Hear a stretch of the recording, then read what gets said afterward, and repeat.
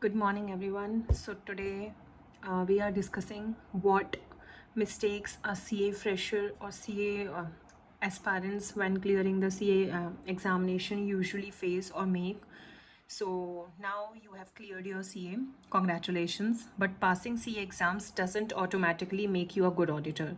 I've seen brilliant fresh CAs struggle, not because they lack knowledge, but because they make small mistakes that affect quality, confidence, and career growth.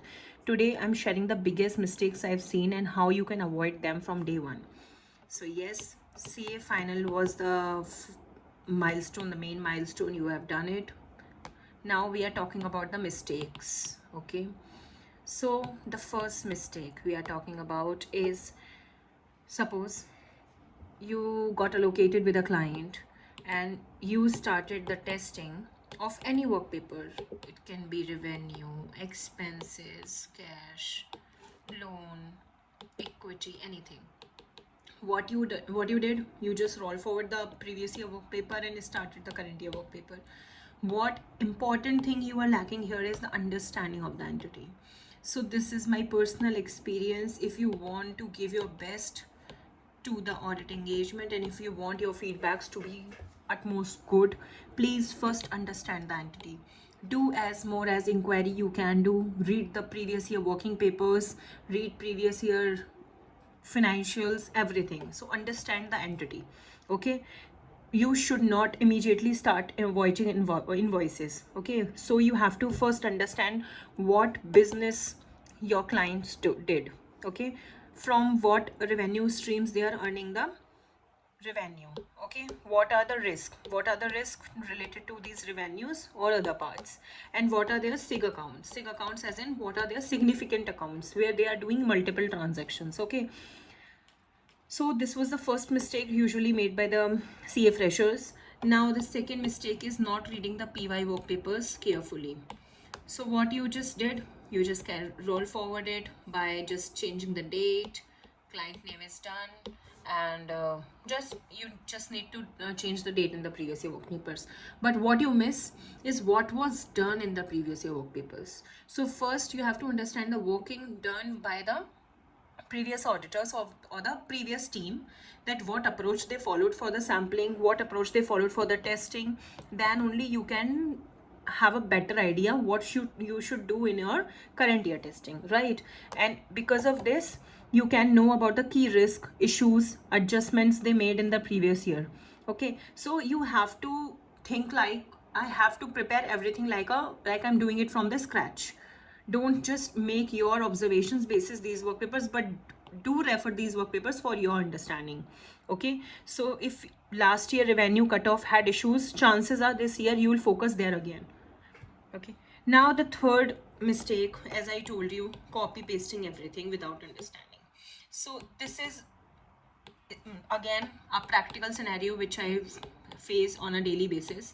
Suppose I asked my juniors to please prepare the work paper for revenue. Okay, and some data they received from the client, which we usually say by the name PBC, produced by client, or IP, information produced by entity. Okay, what they do, they just copy paste these PBCs in the revenue or in the work paper. It can be any of work paper. Okay, this is a big no in the audit. You can't just copy paste the PBC or the data you received from the client to the work papers. You have to sanitize it, you have to understand it, you have to format it, you have to go through with it every time. Like, if you are having any problem in tracing what has been done in this working, please schedule a call with a client, do a walkthrough, then only document it. Once you will do the walkthrough, you will have a proper idea what they have done, and once they are done with it, you can just quickly incorporate all those documentation in your work paper, and then it will be a good work paper. Okay, so please don't copy the procedures, conclusions, risk descriptions from the work papers as well, the previous year work papers as well. Please understand it, why you are doing those work papers, why there are risk, why the description was that, and if there is any scope to improve the documentation, please do it. Okay, now the fourth mistake, weak documentation. As in all my videos I used to say this, if no documentation, no audit. Either you have performed a well good audit, but if you have not documented it, then no audit was performed at all. Okay, so suppose I'm just giving an example. In the procedures you typed checked invoices. Okay, is it okay? Yes, you are mentioning that I have checked invoices, but what if you can mention agreed invoices with POs, GRN, invoice and ledger, no exceptions noted. So just tell me, is this good or this good? Obviously this one, because it is giving a broader idea what you did in your testing and what reviewer wants to know, that what testing you do, PO, GRN, invoice, ledger, everything you tested. Okay, so this is what a weak and good documentation looks like. Okay, so your documentation should answer what you are doing in your testing, why you are doing that testing, how you did the testing, what is the evidence there, what is the conclusion after this testing. Okay, so first, for what you have to do objective. Okay, why objective, what background, okay, how procedures, evidence, references, conclusion. Obviously we have to add conclusion in our work papers, right? Now fifth common mistake, assertions, missing assertions. There are very few work papers which I received from my juniors, and they have properly mentioned what assertions they are testing. Suppose there's a revenue work paper, okay, and you are testing completeness in that work paper, you are testing accuracy, you are testing occurrence, and you are testing cutoff. So what you have to do, you have to first mention these are the assertions which I'm testing in this work paper. Then for each assertion what test you are performing, you have to mention here. Okay, maybe for completeness you are tracing it to the TB, for cutoff you are obtaining first and last 5 invoices, for accuracy you are checking the invoices, and for the occurrence you are checking the invoices and the GRNs and all, right? So you have to first mention assertions, then what procedures you are doing to get the comfort on these assertions. Okay, so this is the only thing I want to highlight. Now the sixth mistake usually made by the CA freshers are accepting management explanation without evidence. Okay, suppose let's take an example. You are doing the going concern, okay, and you can see continuous losses in an entity. Okay, and you connected with your client and you ask that I'm getting a doubt that, sorry, I'm getting the events which can cast doubt on the going concern. Now what is your assessment? So management told you on the call that it's not a problem, we are going to launch a new brand in next year and it will give us 20% growth, and due to this growth our losses will come down and maybe it will be profits also, right? So will you just rely on these conversations on a call or on a mail, or you will have the more comfort on the what they were saying, the evidence behind it, the supports they can share? Obviously you have to ask for the projected reports. Okay, projected reports you can ask. You can ask how you are saying this 20% growth will be there. Then you can ask for the cash flow forecast. Okay, and these should be on a actually basis. Okay, like on actually I can see like it should be the realistic basis, on a genuine basis. It should not be like that in the previous years they are just having the 5% growth and suddenly they will get 20% growth. And if it is the case, so then you have to check these reports, you have to check the forecast reports, growth basis. Okay, so these are the evidences you have to obtain to get rely on their conversation they mentioned. Okay, you should not trust the client on the basis that yes, if they are saying it will be so. No, you have to check evidence for everything, and that's the key in the audit. Now the seventh mistake is not asking questions. As you all know, the first rule of chartered accountancy is to have the professional skepticism. I'm sorry.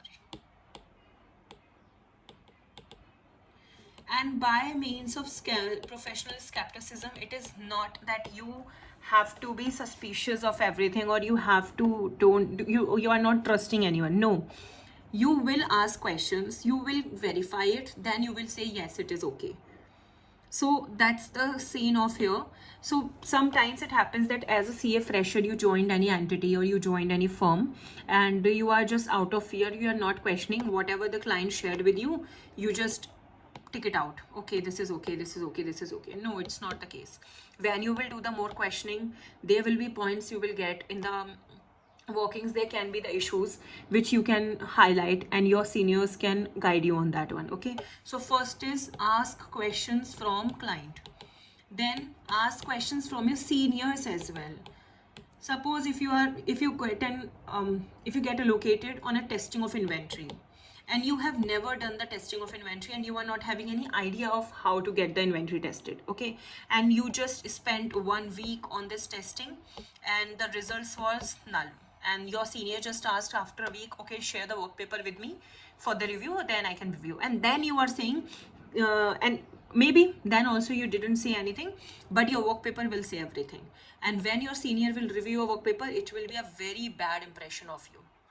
But a way out is that when the inventory work paper was allocated to you, discuss with your senior that I have not done any practical testing prior to this, though I have the theoretical knowledge and the working knowledge. So once you will guide me on the approaches, on the technique you are going to test and what we are going to test, the assertions and everything, they can guide you, and on the basis of those guidance you can start the work paper, and whenever there's any doubt they can help you. Okay, so rather just wasting your time on any work paper or on any testing, like you are not having any idea, please reach out to your seniors. Okay, and please reach out to the client as well if there is any doubt. Okay, now the eighth picture is the eighth mistake is missing the bigger picture. Okay, suppose a fresh CA completes checklist. Okay, an experienced auditor understands business. So suppose you got the work paper, you just tick out everything. Okay, invoice checked, date checked, everything is checked. But an experienced auditor always first understands the business, then relate everything to that work paper. Okay, for example, suppose revenue increased by 70%. Okay, a fresh CA will just tick out the invoices, he will just check the invoices, but an experienced auditor will ask why this revenue increased by 70%, right? And suppose if the revenue increased by 70% and customers only increased by 10%, then this will be a question also, that why this is not in line.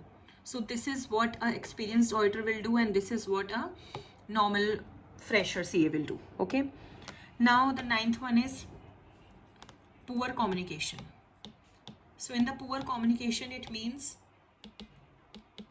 you are not communicating everything to your seniors, you are not communicating everything to the client. Whenever you are getting any mistake in the working, please communicate it to the client. Whenever you are getting any mistake or you are getting any confusion in the working, please contact your seniors. Okay, don't just park those queries to yourself and waste the time of the firm, and on, like, it will cost you the money and the time as well. So do the proper communication. Now the 10th mistake is thinking speed is more important than quality. Okay, how? It's not the challenge that you have to finish 5 work papers in a day, but it is a challenge that you have to complete a 1 work paper with a quality standard. Okay, because in the work papers, quality matters the most. You are giving 5 work papers to your manager that yes, I have done this, but all the work papers are in very poor quality, very poor formatting, no proper testing was done, it will just be a big no. Okay, so please work on your quality, like it should be a smart work and a hard work both. Okay, and now the bonus mistakes I can add you here, the 11th one, not maintaining the trackers. This is very important for the audits. Okay, whatever you are doing, just make a tracker, and suppose just make a tracker for all FSLIs: cash, equity, revenue, expenses. Now just plot data requested. Okay, maybe for equity data received but the testing in progress with you. Okay, for revenue you have done the testing also but the query is shared with client. Expenses, everything is done, so you can just mention ready to be reviewed, review ready. Okay, this is a tracker. It will help you a lot when your seniors are going to ask you that what you have done. So you can just show this tracker, that's in this part I have done this, in this part this is the status, in this part this is the status. So tracker is the key in the audit as well. Okay, now the next thing is materiality. Please understand materiality and judge everything on the basis of this. Okay, suppose you are testing the revenue, the invoices, and you just got involved in one invoice which was not matching up and you just stuck on it, and so that the audit value was 150 and the book value was 100. There was a mistake of 50, or I can say variance of 50, but your materiality is 1 lakh. So obviously it will not make impact. Please don't stuck on it. We can include these in our aggregated message statements when we will finalize it. Okay, so please understand everything related to the materiality. The 13th thing is poor file organization. So this is also relates to the documentation. Suppose you received everything from the client but you are not saving it in a proper folders, like the invoices, the supported documents. You are not supporting documents, you are not collaborating it in a proper folder, or if you are getting the hard copies of something, you are not keeping it well organized in your files. So this will cost you a lot. Okay, 14th one is not owning mistakes. So first thing, as a good human being also, you should be accountable for your mistakes. So if you have done something, please accept it. If you will accept it, someone will guide you on this. Okay, and when someone will guide you, you can improve it, you can resolve it. But suppose if you made any mistake and after the reviews, near the signing off dates, your mistake find, like maybe a partner found out this mistake, so it will impact you a lot. Actually these all mistakes are my personal experience basis, so please don't make it. Okay, so just a quick tips, like first of all, please understand previous year file, work papers, right? Understand business, understand entity, no assertions, ask questions, document properly, keep trackers, communicate to your team, never copy blindly, think like reviewer. You have to think like you are reviewing your work, and if someone will review your work, whether it will give a bad picture or a good picture, so it will help you a lot. Okay, the last thing is learn from review notes. So the review notes are the thing which you receive when you will share your work papers with your manager and they will review it, then only you can check it. Okay, thank you.